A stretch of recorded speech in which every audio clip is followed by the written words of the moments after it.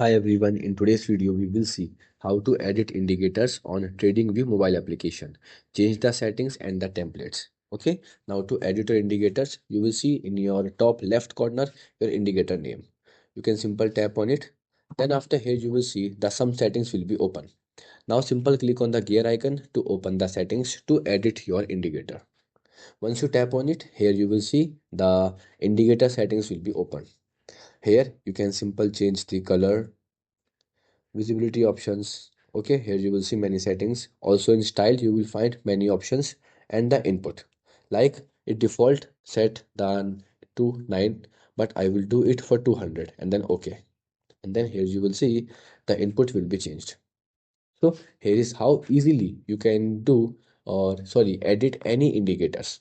I will again show you to add a new indicator.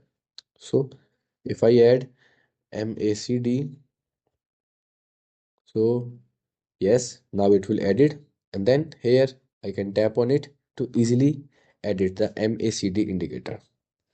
Okay, so here is how you can easily do. Goodbye.